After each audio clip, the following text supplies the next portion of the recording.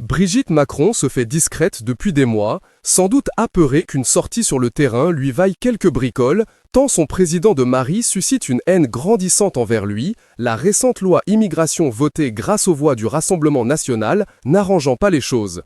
La première dame est d'ordinaire concentrée sur tous les sujets ayant trait à l'école et, quand son emploi du temps lui permet, elle aime retourner dans sa propriété située sur la jolie côte d'Opale.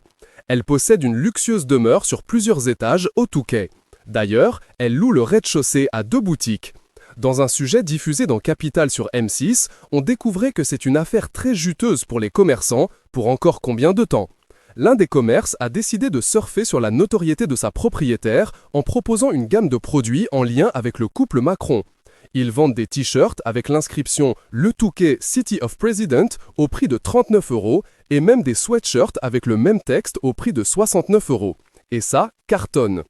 On a énormément vendu les 2 premières années, puis on a eu un petit coup de frein à main avec le mouvement des Gilets jaunes, reconnaissait le gérant, qui indique avoir écoulé près de 500 t-shirts. Et pour les plus fidèles clients, il est même possible d'obtenir la version dédicacée par Brigitte et Emmanuel Macron, qu'ils le font avec plaisir quand c'est possible. Un étrange détail. Saviez-vous que Brigitte Macron portait 2 alliances pour une bien triste raison?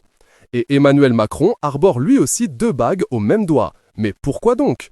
Au vu de leur emplacement, les commerçants bénéficient aussi du service de sécurité présidentiel.